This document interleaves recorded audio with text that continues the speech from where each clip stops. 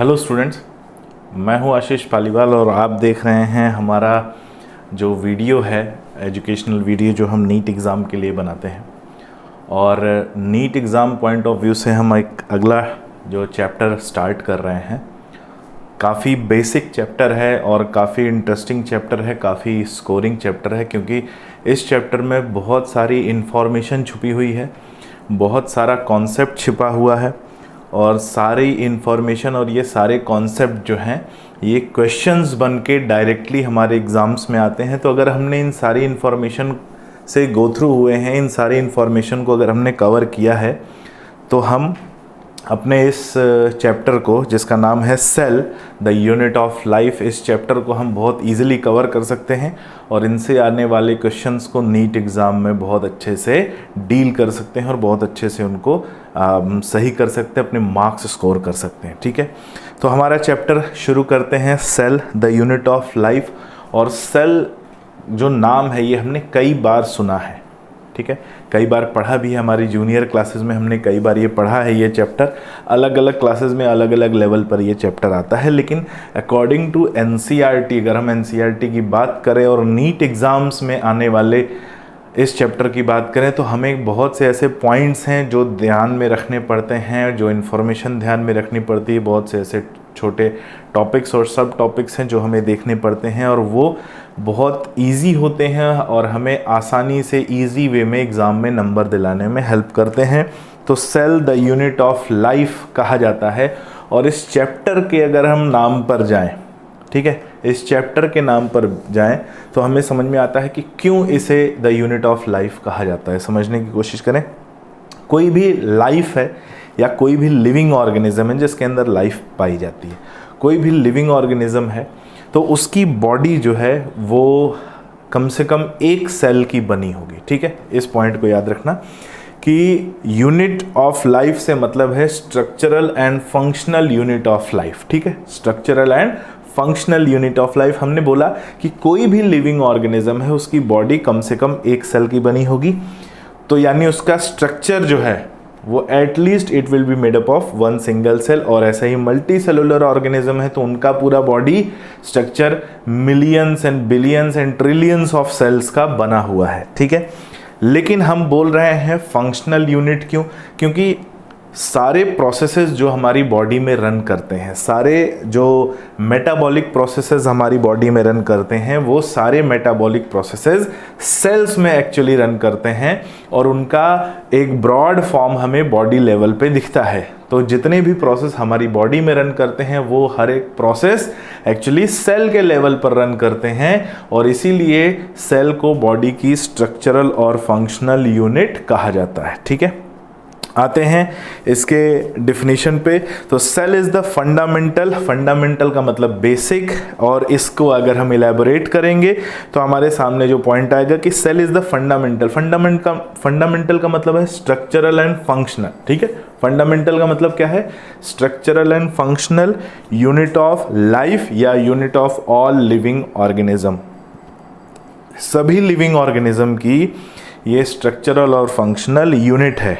ठीक है, और यही सेल का इंट्रोडक्शन है। जैसे कि बहुत सारे हम लिविंग ऑर्गेनिज्म की बात करें, चाहे वो एनिमल्स हों चाहे वो प्लांट्स हों, सभी की बॉडी में जो उनका बेसिक स्ट्रक्चर है वो बना होता है सेल का। ठीक है, तो सभी लिविंग ऑर्गेनिज्म, चाहे मैमल्स हो, रेप्टाइल्स हो, फिशेज हो, एम्फीबिया हो, प्लांट हो, अगर वो लिविंग ऑर्गेनिज्म है तो उनकी बॉडी बनी होगी किसकी? सेल की। उनकी बॉडी में होने वाले फंक्शन किस में परफॉर्म होते होंगे? सेल में। और इसीलिए सेल को स्ट्रक्चरल एंड फंक्शनल यूनिट कहा जाता है।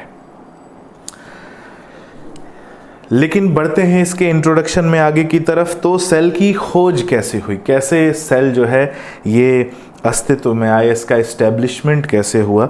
तो सबसे पहले एक साइंटिस्ट थे रॉबर्ट हुक, 1665 में। इन्होंने कॉर्क की स्लाइस को, ठीक है, कॉर्क की स्लाइस को जो है अपने उस समय का जो उनके पास माइक्रोस्कोप था, अंडर डेवलप जो माइक्रोस्कोप था, उसमें जब उन्होंने देखा, जो उनके पास मैग्नीफाइंग ग्लास जैसा है उस समय माइक्रोस्कोप था, क्योंकि उस समय आज का ये माइक्रोस्कोप जो कंपाउंड माइक्रोस्कोप हम जिसको कहते हैं, इसकी डिस्कवरी नहीं, इसका इन्वेंशन नहीं हुआ था। तो उन्होंने जब उसको देखा कॉर्क स्लाइस को, magnifying series of magnifying glass में, तो उन्हें हेक्सागोनल कंपार्टमेंट दिखे थे। ठीक है, याद रखना, हेक्सागोनल कंपार्टमेंट दिखे थे कॉर्क में, खाली खाली डब्बे दिखे थे। तो उन्होंने याद आया कि यार ऐसे डब्बे और भी कहाँ पाए जाते हैं। तो एक चीज़ याद आई कि जेल में जो प्रिजन होते हैं, प्रिजन में जिन रूम्स में कैदियों को रखा जाता है, प्रिजनर्स को रखा जाता है, उन्हें सेल कहा जाता है। और उन्हें ये कंपार्टमेंट जो थे, कॉर्क के स्लाइस में जब कंपार्टमेंट देखा, ये उसी प्रिजनर्स रूम जैसे दिखे, तो इसीलिए उन्होंने नाम दिया इसको सेल। और इसके बारे में उन्होंने अपनी एक बुक में लिखा जिसका नाम है माइक्रोग्राफिया। तो ये पॉइंट नोट कर लीजिएगा, Micrographia book written by Robert Hooks, in which he has explained about his discovery of cell. तो रॉबर्ट हुक्स ने जो सेल खोजी थी वो एक्चुअली डेड सेल थी।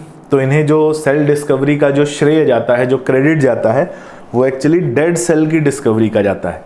क्यों? क्योंकि उन्होंने जो सेल खोजी थी उसमें प्रोटोप्लाज्म प्रेजेंट नहीं था। प्रोटोप्लाज्म क्या होता है, ये भी एक टेक्निकल टर्म है, हम डिस्कस करेंगे अभी आगे।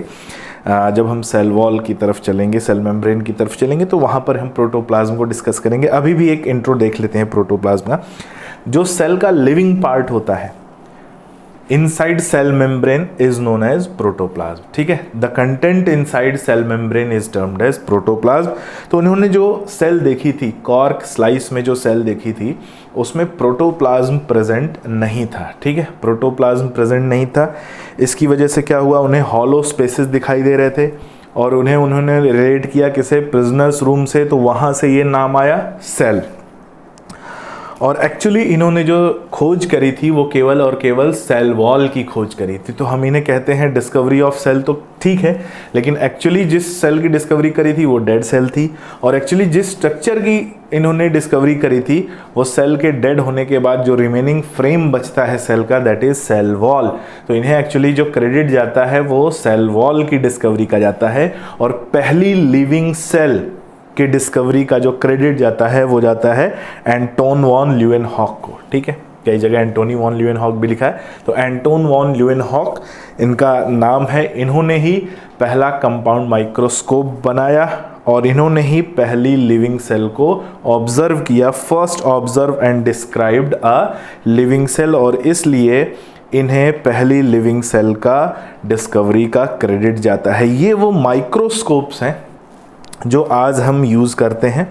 पहला जो है कंपाउंड माइक्रोस्कोप, जो हम ईजिली लेबोरेटरी में यूज़ करते हैं, जो छोटा सा हमारा केमिस्ट्री लैब में देखा होगा, बायो लैब में भी देखा होगा, तो वहाँ पर हम इनको यूज़ करते हैं। पैथोलॉजी लैब में हम हिस्टोलॉजी की पूरी पढ़ाई हम इसी पे करते हैं। फिर हिस्टोपैथोलॉजी और अगर हाई लेवल पे जाते हैं तो हम किसका यूज़ करते हैं, उसके डिटेल स्ट्रक्चर का। और डिटेल स्ट्रक्चर के लिए हम इलेक्ट्रॉन माइक्रोस्कोप को देखते हैं।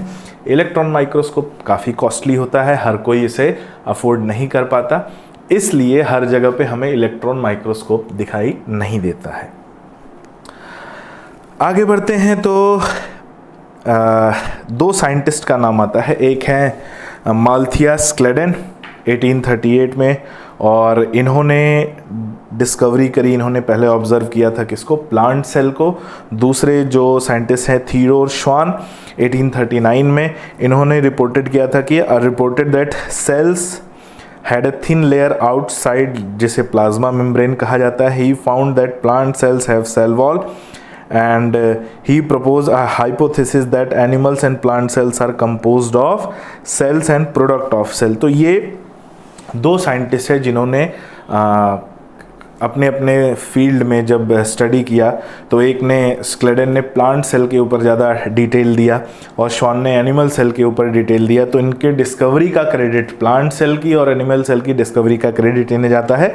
स्क्लेडन को जाता है प्लांट सेल की डिस्कवरी का क्रेडिट और श्वान को जाता है एनिमल सेल की डिस्कवरी का क्रेडिट। तो कभी पूछे कि plant cell was discovered by तो स्क्लेडन और animal cell was discovered by Schwann, और श्वान को ही प्लाज्मा मेम्ब्रेन की भी डिस्कवरी का, उसके ऑब्जर्वेशन का क्रेडिट जाता है।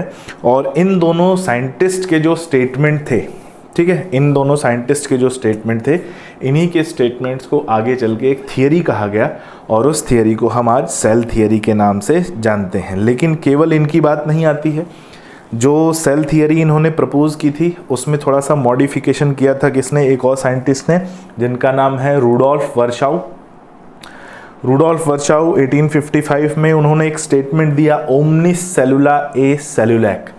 और ओमनिस सेलुला ए सेलुलैक का मतलब है कि every cell derive from pre existing cell, यानी हर सेल अपने से पहले पाई जाने वाली सेल से डिराइव होती है। ठीक है, इस पॉइंट को याद रखना। कैसे याद रखेंगे कि सपोज करो हम आज सोचते हैं कि पहले मुर्गी आया कि अंडा, एक बड़ा पजल पूछा जाता है, तो बोले मुर्गी कहाँ से आया, तो अंडे से, अंडा कहाँ से आया, तो मुर्गी से, और ये चलता। तो वैसे ही अगर कोई पूछे एक सेल कहाँ से आई, तो भाई उससे पहले पाई जाने वाली सेल से, और वो सेल कहाँ से आई, तो उससे पहले पाई जाने वाली सेल से, और ऐसा सीक्वेंस चलता जाएगा।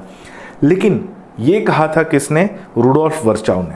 अब रूडोल्फ वर्चाउ के ही इसी कॉन्सेप्ट को थोड़ा सा और अगर हम डेप्थ में समझें, रूडोल्फ वर्चाउ के इसी कॉन्सेप्ट को थोड़ा सा और हम डेप्थ में समझें, तो बात आएगा कि अगर कोई सेल अर्थ पे सबसे पहले बनी होगी, सबसे पहले जो सेल अर्थ पे बनी होगी उसमें डिवीजन हुआ, उसकी डॉटर सेल्स में डिवीजन हुआ, डिवीजन होते होते आज ये एक डाइवर्सिफाइड सेल्स का पूरा जो ग्रुप है अर्थ पे प्रेजेंट है, लिविंग और प्लांट्स और एनिमल्स के फॉर्म में, लिविंग ऑर्गेनिज्म के फॉर्म में, ये सब उसी पहली सेल के वंशज हैं। ठीक है, हम सभी उसी पहली सेल के वंशज हैं। तो क्या ऐसा हो सकता है, ठीक है, क्या ऐसा हो सकता है कि उस पहली सेल का प्रोटोप्लाज्म का कोई ना कोई पार्ट आज किसी न किसी सेल के फॉर्म में लिविंग हो, किसी न किसी सेल में लिविंग हो, किसी न किसी सेल में जिंदा हो? तो इसे कहते हैं कि जो फर्स्ट सेल अर्थ पे डेवलप हुई थी दैट इज इमॉर्टल, यानी वो अमर है, according to Rudolf Virchow. Rudolf Virchow का कॉन्सेप्ट एकदम करेक्ट है। तो every cell derive from pre existing cell, यानी हर सेल अपने से पहले पाई जाने वाली सेल से डिराइव होती है, ये कहना था किसका? रूडोल्फ वर्चाउ का। तो इनके और स्क्लेडन और शॉन के स्टेटमेंट्स को मिलाकर फाइनल सेल थियरी दी गई, जिसके कौन कौन से पॉइंट्स हैं, कुछ मैं यहाँ पॉइंट्स डिस्कस कर देता हूँ और कुछ पॉइंट्स हमें दिमाग में रखने हैं। क्या क्या पॉइंट है? कि all living organism are composed of cell and product of cell, यानी सभी लिविंग ऑर्गेनिज्म ये सेल या सेल के प्रोडक्ट के बने हुए हैं। और दूसरा, all cell arise from pre existing cell, यानी सभी सेल प्री एग्जिस्टिंग सेल से डिराइव होती है, अराइज होती है, यानी एक सेल अपने से पहले पाई जाने वाली सेल से डिराइव होती है। लेकिन इसको समझने के लिए कुछ और पॉइंट्स का हम इस्तेमाल करते हैं कि कुछ और पॉइंट ये क्या रिजेंबल करता है कि अकॉर्डिंग टू एनसीईआरटी की एनी ऑर्गेनिज्म या anything less than a complete cell will not termed as living, यानी कोई भी ऑर्गेनिज्म है जिसमें अगर पूरी की पूरी कंप्लीट सेल नहीं है तो उसे लिविंग नहीं कहा जाएगा। यानी 99.999% अगर पार्ट है तो भी उसे हम कंप्लीट सेल नहीं मानेंगे, तो भी हम उसे कंप्लीट लिविंग ऑर्गेनिज्म नहीं मानेंगे। क्यों? 100% होना जरूरी है। तो अकॉर्डिंग टू एनसीईआरटी का मतलब है अगर सेल से कुछ भी कम है तो वो सेल नहीं है, वो लिविंग ऑर्गेनिज्म नहीं है। Anything less than a complete cell will not termed as living, क्योंकि लिविंग होने का यही कैरेक्टर है कि उसमें एक कंप्लीट सेल एटलीस्ट होनी चाहिए। दूसरी बात कि किसी भी लिविंग ऑर्गेनिज्म में कम से कम एक सेल होनी चाहिए। ठीक है, और एक पॉइंट ये कि cell is the structural and functional unit of life, यानी सेल ही लाइफ का, लिविंग ऑर्गेनिज्म का स्ट्रक्चरल और फंक्शनल यूनिट है। तो ये वो पॉइंट है जो सेल थियरी को इलेबोरेट करते हैं। लेकिन कुछ ऐसे ऑर्गेनिज्म हैं जैसे कि वायरस जो इस सेल थियरी को नहीं मानता। वायरस क्या है भाई? वायरस एक ऐसा स्ट्रक्चर है, अगर हम बात करें, जो लिविंग होने का भी कैरेक्टर शो करता है, नॉन लिविंग होने का भी कैरेक्टर शो करता है, और ये मल्टीप्लिकेशन भी करता है जब ये होस्ट की बॉडी के अंदर हो। इसका अपना एक जेनेटिक मटेरियल पाया जाता है, तो काफ़ी कुछ सेल से सिमिलरिटी पाई जाती है। लेकिन ये 100% कंप्लीट सेल नहीं है और इसलिए वायरस को लिविंग ऑर्गेनिज्म नहीं माना जाता। ठीक है, अकॉर्डिंग टू सेल थियरी। लेकिन इसमें मल्टीप्लिकेशन पाया जाता है, it can reproduce, it can multiply, it can increase its number. जब ये होस्ट की सेल पे अटैक करेगा, उसके सेलुलर apparatus को यूज़ करके अपना नंबर बढ़ाएगा, और उस केस में ये लिविंग कैरेक्टर शो करता है। और जनरली क्या है, वायरस का जो स्ट्रक्चर है उसमें प्रोटोप्लाज्म नहीं होता, उसके स्ट्रक्चर में केवल दो चीज़ें पाई जाती हैं, उसका प्रोटीन, आउटर प्रोटीन कोट, और उसके अंदर जेनेटिक मटेरियल। ठीक है। प्रोटीन कोड अलग अलग वायरस में अलग अलग होता है, लेकिन जेनेटिक मटेरियल नोट कर लेना, वायरस में आइदर डीएनए होता है और आरएनए होता है, दोनों एक साथ नहीं पाए जाते, या तो डीएनए होगा या आरएनए होगा, only one at a time, ये पॉइंट नोट कर लेना। तो वायरस वो हैं जो सेल थियरी को नहीं मानते। और आगे बढ़ते हैं इसमें।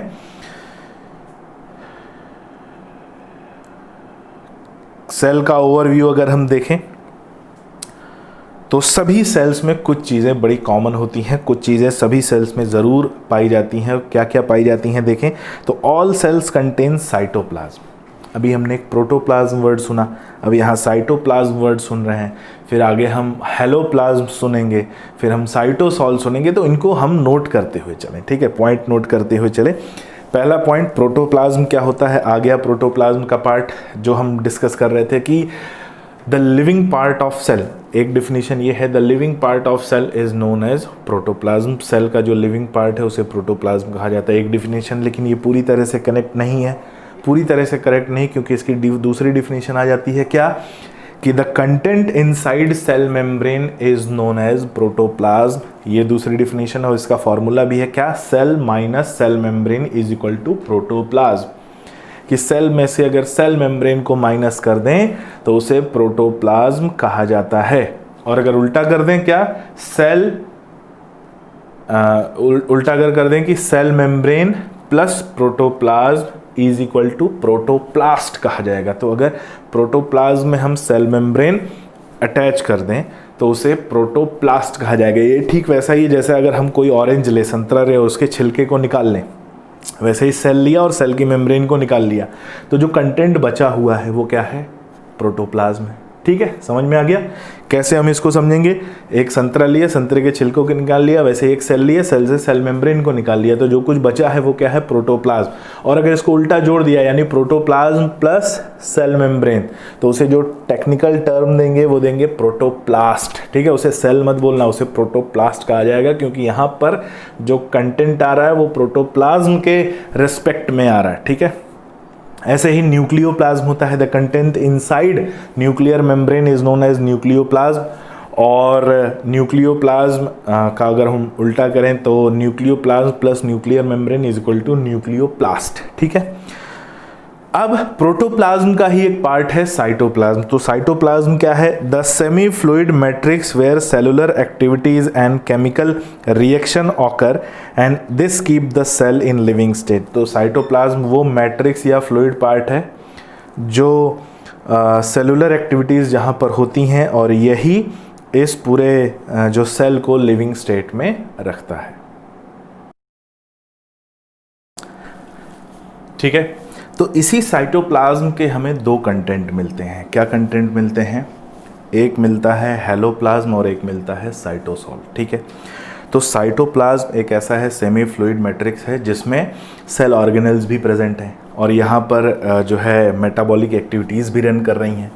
लेकिन अगर इसके केवल फ्लूइड पार्ट की बात करें, the fluid part of cytoplasm is known as cytosol. ठीक है, साइटोप्लाज्म का जो फ्लूइड पार्ट है, जो केवल फ्लूइड पार्ट है, इसी फ्लूइड पार्ट को हम साइटोसॉल कहते हैं।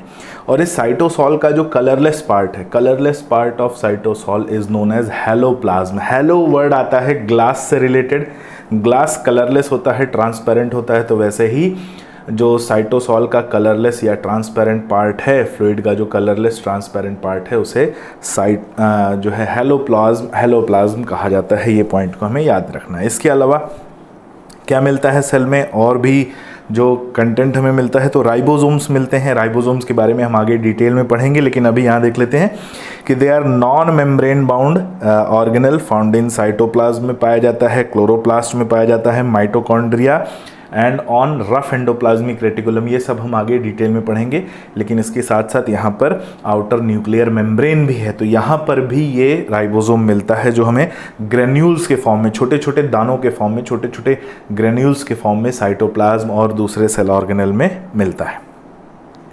ओवरव्यू ऑफ सेल की बात करें तो कुछ कैरेक्टर मिलते हैं हमें, कुछ एनसीईआरटी से, और कुछ इनके साइज़ और शेप को लेकर कि इनके अलग अलग तरह का साइज़, अलग अलग तरह का इनका शेप पाया जाता है।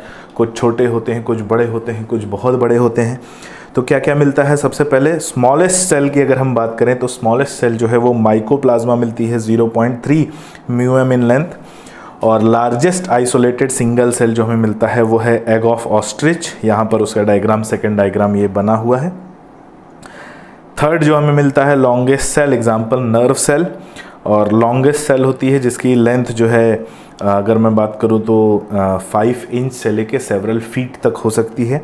साइज़ अगर हम बैक्टीरिया की बात करें तो 3 to 5 म्यूएम हमें मिलता है। ह्यूमन आरबीसी हमें 7 म्यूएम डायमीटर की मिलती है, जिसका सर्कुलर बाइकॉन्केव डिस्क लाइक स्ट्रक्चर होता है। यहाँ पर एक एनसीईआरटी का डायग्राम का मैंने क्रॉप करके लिया हुआ है, जिसमें हम टिपिकल यूकैरियोटिक सेल का जो साइज़ है 10 से 20 म्यूएम नोट कर लेना, ये पूछा जाता है एग्जाम में। टिपिकल बैक्टीरिया का साइज़ 1 से 2 म्यूएम। पीपीएलओ यानी mycoplasma pluripotent pneumonia like organism, PPLO का फुल फॉर्म क्या है? Pluripotent pneumonia like organism. Mycoplasma ये बहुत ही प्रिमिटिव सेल है, पुरानी सेल है, जब पूरा सेलुलर स्ट्रक्चर ही नहीं बना था तो पीपीएलओ यानी माइकोप्लाज्मा थे। और वायरसेस जिनका साइज 0.02 से 0.2 म्यूएम तक मिलता है। ये साइज इनके हमें याद रखने हैं क्योंकि इनके साइज से रिलेटेड क्वेश्चन पूछे जाते हैं। आगे बात करें ओवरव्यू ऑफ सेल में, तो based on the function shape of cell में भी disc, polygonal, columnar, cuboidal, thread like और इरेगुलर। तो ये अलग अलग तरह के सेल्स के जैसा उनका फंक्शन होता है वैसा उनका शेप पाया जाता है। अगर कोई सेल स्टोरेज करने वाली है तो उसका शेप काफ़ी बड़ा होता है, उसमें बड़ा वैक्यूल मिलेगा जो स्टोरेज करेगा, और जैसा उनका फंक्शन है उसी बेस पर उनका जो शेप है वो मॉडिफाई होता है, उसी के अकॉर्डिंग उनका शेप ये पाया जाता है। तो सेल्स आर ऑफ 2 टाइप, 2 तरह की बेसिक सेल्स पाई जाती हैं, प्रोकैरियोटिक और यूकैरियोटिक। तो अगर हम सेल्स के डिटेल स्ट्रक्चर पर जाएं और फिर बात करें बेसिक इनके टाइप्स की, तो हमें 2 तरह की सेल मिलती हैं, प्रोकैरियोटिक और यूकैरियोटिक। प्रोकैरियोटिक सेल क्या होती है? प्रो मतलब प्रिमिटिव, पुराना, कैरियन मतलब न्यूक्लियस। तो पुराना न्यूक्लियस यानी न्यूक्लियस का बहुत ही प्रिमिटिव फॉर्म प्रेजेंट होता है किसमें? प्रोकैरियोटिक में, जो नाम में रिलेटेड है, डिटेल हम देखने वाले हैं। दूसरा है यूकैरियोटिक। यूकैरियोटिक, यू का मतलब ट्रू, कैरियन मतलब न्यूक्लियस। तो ऐसी सेल जिसमें ट्रू न्यूक्लियस पाया जाता है, असली न्यूक्लियस, रियल न्यूक्लियस पाया जाता है, उसे यूकैरियोटिक कहते हैं। सो आगे हम बढ़ते हैं प्रोकैरियोटिक सेल की तरफ, और प्रोकैरियोटिक सेल को डिटेल में देखेंगे। तो सबसे पहले इसके कैरेक्टर्स के बारे में कि क्या होता है प्रोकैरियोटिक सेल। हमने प्रोकैरियोटिक को लेकर बताया कि इसके न्यूक्लियस बड़े प्रिमिटिव फॉर्म में होते हैं, इसमें न्यूक्लियर मेम्ब्रेन नहीं पाई जाती, कोई भी इनमें मेम्ब्रेन बाउंड सेल ऑर्गेनल नहीं पाया जाता। जो कॉमन हम एग्जांपल्स की बात करते हैं प्रोकैरियोट्स की, वो बैक्टीरिया होते हैं, ठीक है। लेकिन खास बातें क्या आती हैं, वो खास पॉइंट यहाँ पर सबसे पहला कि they have no membrane bound nucleus and organelle. ये सबसे प्रिमिटिव न्यूक्लियस क्यों कह रहे हैं? क्योंकि इनके न्यूक्लियस में कोई बाउंड्री प्रेजेंट नहीं है, इनके न्यूक्लियस में कोई मेम्ब्रेन प्रेजेंट नहीं है, या बोला जाए इनका न्यूक्लियर मेम्ब्रेन प्रेजेंट नहीं है, और इसीलिए इसे प्रोकैरियोटिक कहा जाता है। इनमें कोई सेल ऑर्गेनल भी प्रेजेंट नहीं है क्योंकि मेम्ब्रेन बाउंड ऑर्गेनल यहाँ पर नहीं पाया जाता, इसलिए बोल सकते हैं कि मेम्ब्रेन बाउंड ऑर्गेनल प्रेजेंट नहीं है। ऑर्गेनल तो हमें मिलेगा लेकिन मेम्ब्रेन बाउंड ऑर्गेनल प्रेजेंट नहीं है। कुल मिलाकर एक जो इनमें मेम्ब्रेन पाई जाती है वो इनकी सेल मेम्ब्रेन होती है, वही पाई जाती है। प्रोकैरियोटिक में क्या इंक्लूड होता है? इसमें आते हैं बैक्टीरिया, इसमें आते हैं ब्लू ग्रीन एल्गी, इसमें आते हैं माइकोप्लाज्मा एंड पीपीएलओ। पीपीएलओ क्या है? माइकोप्लाज्मा का ही एक टाइप है जिसे प्लूरोनिमोनिया लाइक ऑर्गेनिज्म कहा जाता है। और प्रोकैरियोटिक जो सेल होती हैं they are generally smaller and multiply more rapidly than eukaryotic cell. इनका मेटाबॉलिक रेट जो है हाई होता है, इनमें रेप्लिकेशन या बोला जाए जो अपने आप को मल्टीप्लाई करने की कैपेबिलिटी होती है वो यूकैरियोटिक सेल से काफ़ी ज़्यादा होती है, और इनका शेप और साइज़ काफ़ी वेरी करता है। तो कैसा वेरी करता है? अगर हम बैक्टीरिया की बात करें तो हमें अलग अलग शेप के बैक्टीरिया दिखाई देते हैं। अगर कोई बैक्टीरिया हमें रॉड शेप दिखे, नोट कर लेना रॉड शेप, तो उसे बैसिलस कहा जाता है। बैसिलाई जितने भी बैक्टीरिया हैं वो रॉड लाइक शेप एक्वायर करते हैं। यहाँ पर पहला ब्लू वाला डायग्राम आप देख सकते हैं जिसमें छोटे छोटे रॉड शेप बैक्टीरिया हमें दिख रहे हैं। दूसरा है कोकस बैक्टीरिया, कोकस जो हमें स्फेरिकल, राउंडेड स्फेरिकल मिलते हैं। अगर वो क्लस्टर में है तो उन्हें स्टेफाइलोकोकस कहा जाता है, और अगर चेन में है तो उन्हें स्ट्रेप्टोकोकस कहा जाता है। ठीक है, फिर हमें कॉमा शेप मिलते हैं, विब्रियो कॉलरे का ये जो है बैक्टीरिया है, कॉमा शेप। और अगर हमें स्प्रिंग जैसे स्पाइरल अरेंजमेंट में मिलते हैं, जो कि स्पाइरुलम उसका एक एग्जाम्पल है। तो ये शेप याद रखना है कि किस बैक्टीरिया का कौन सा शेप होता है और किस शेप का क्या नाम है। अगर रॉड शेप है तो बैसिलस, स्फेरिकल है तो कोकस, कॉमा शेप है तो विब्रियो, एंड अगर स्पाइरल स्प्रिंग जैसा है तो उसे स्पाइरुलम कहा जाता है। और प्रोकैरियोटिक सेल के अगर हम सेल ऑर्गेनेल्स की बात करें तो सबसे पहले जो आएगा वो आएगा क्या, सेल एनवलप, यानी जो प्रोकैरियोटिक सेल है। अब उसके डिटेल में उतरते हैं। तो प्रोकैरियोटिक सेल का डिटेल स्ट्रक्चर जब देखेंगे हमें, तो हमें उसमें क्या क्या चीज़ें मिलेंगी। और सबसे पहले हम बाहर से ही शुरुआत कर रहे हैं, तो बाहर की उसकी कवरिंग, और बाहर की जो प्रोकैरियोटिक सेल की हमें कवरिंग मिल रही है, इस प्रोकैरियोटिक सेल की कवरिंग को हम सेल एनवलप कह रहे हैं। ठीक है, क्या कह रहे हैं, सेल एनवलप कह रहे हैं। और सेल एनवलप कोई एक अकेली लेयर नहीं होती, ये बनी होती है 3 लेयर्स से मिलके, 3 टाइटली बाउंड लेयर्स से मिलके।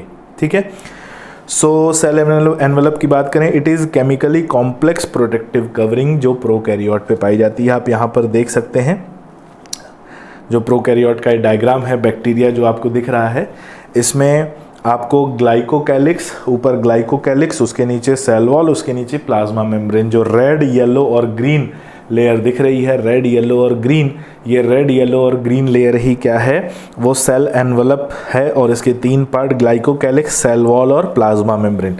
तो सेल एनवलप बना होता है 3 टाइटली बाउंड लेयर्स से, जिन्हें कहा जाता है glycocalyx, cell wall and plasma membrane. और इसके अलावा अगर हम प्रोकैरियोटिक सेल के इंटरनल स्ट्रक्चर देखें, जिनको हम आगे डिटेल में देखने वाले हैं, तो हमें इसमें साइटोप्लाज्म मिलेगा, हमें राइबोसोम्स यहाँ मिलेंगे, खास तरह के राइबोसोम्स। जब हम राइबोसोम्स को देखेंगे तो इनके बारे में स्टडी करेंगे। इसमें हमें प्लाज्मिड मिलेगा, याद रखना प्लाज्मिड। राइबोसोम का मैं नाम बता दूं, 70S टाइप का राइबोसोम मिलेगा।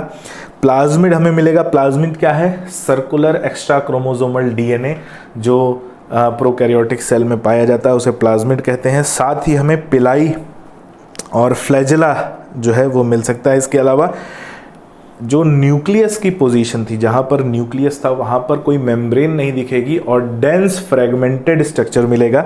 तो न्यूक्लियोइड मिलेगा जिसमें सर्कुलर DNA पाया जाता है। न्यूक्लियोइड एक डार्क जैसा स्पॉट मिलेगा, उसकी कोई बाउंड्री नहीं है, उसी को हम न्यूक्लियोइड कह रहे हैं, जो आगे जाके यूकैरियोट में जब डेवलप होगा तो वो न्यूक्लियस बनेगा, जब उसमें न्यूक्लियर मेम्ब्रेन बन जाएगी। ठीक है, हमें पिलाई दिख रहा है। पिलाई क्या होते हैं, वो स्ट्रक्चर्स होते हैं जो रिप्रोडक्शन परफॉर्म करने के लिए कॉन्जुगेशन ट्यूब बनाते हैं। ठीक है, क्या परफॉर्म करने के लिए, रिप्रोडक्शन परफॉर्म करने के लिए कॉन्जुगेशन ट्यूब बनाते हैं। इसके अलावा फिंगर लाइक प्रोजेक्शन, फिम्ब्रिये भी मिलते हैं।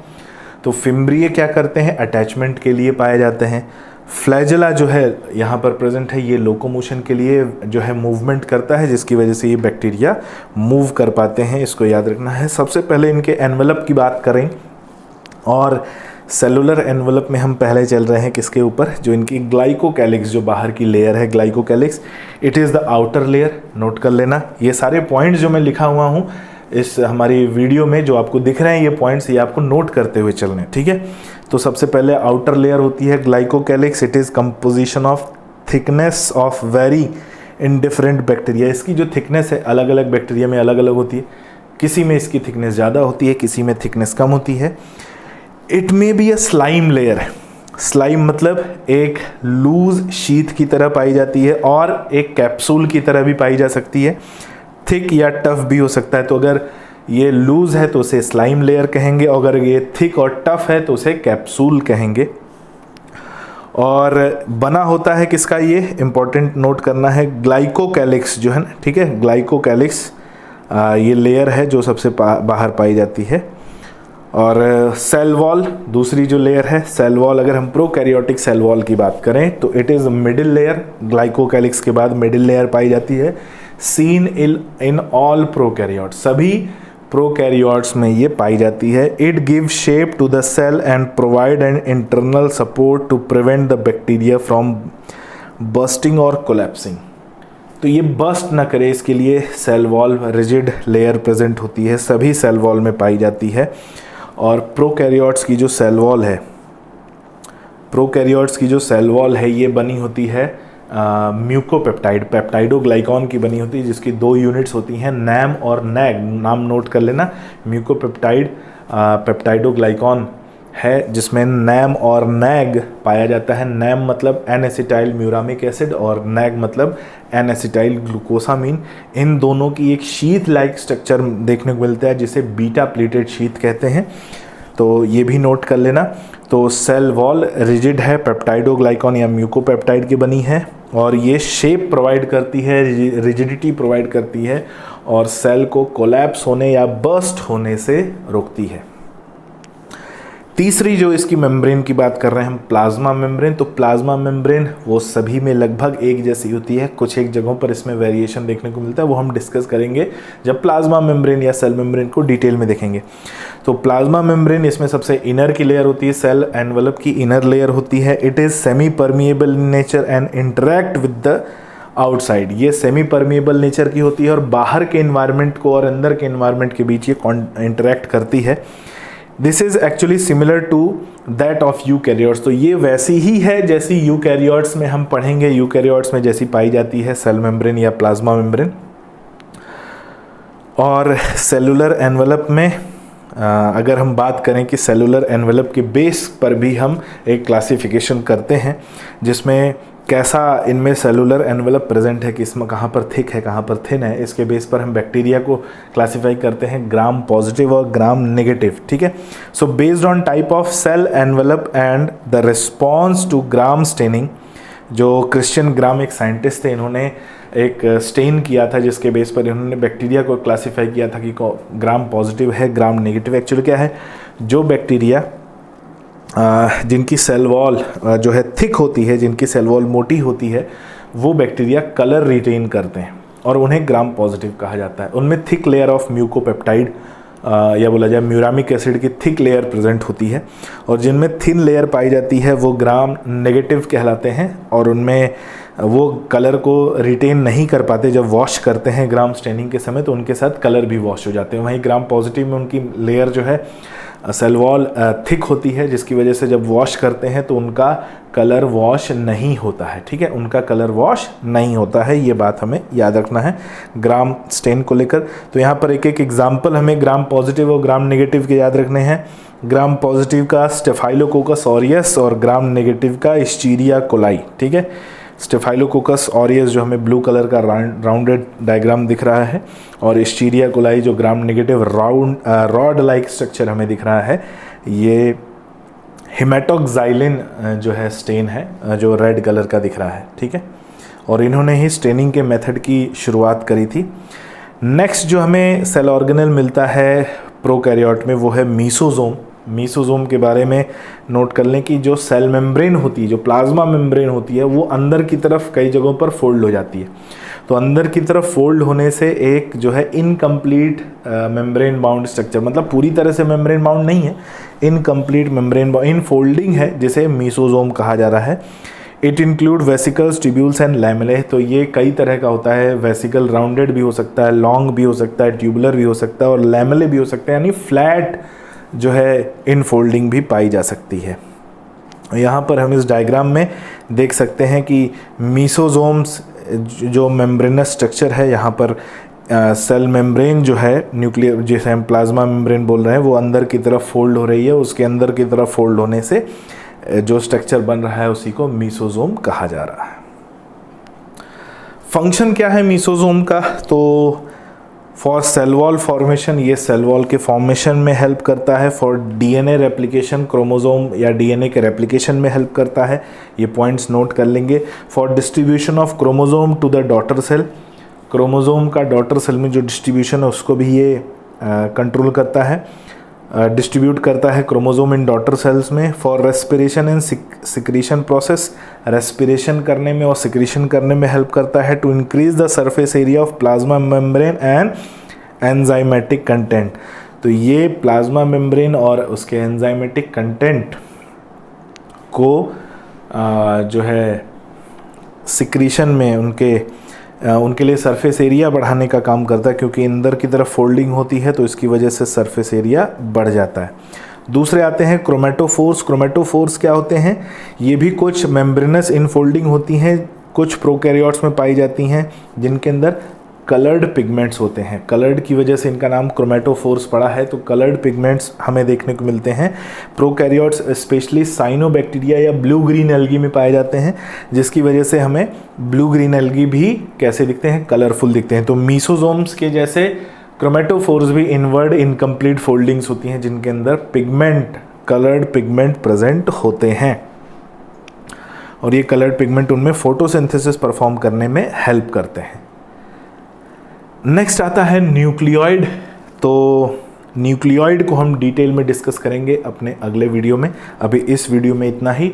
सो नेक्स्ट पार्ट जो हम लॉन्च करेंगे इसका सेल यूनिट ऑफ लाइफ का, तो उसमें हम न्यूक्लियोइड की जो है न्यूक्लियोइड को डिस्कस करेंगे स्टार्टिंग से, और न्यूक्लियोइड के बाद आगे के सेल ऑर्गेनेल्स को हम भी डिटेल में डिस्कस करेंगे।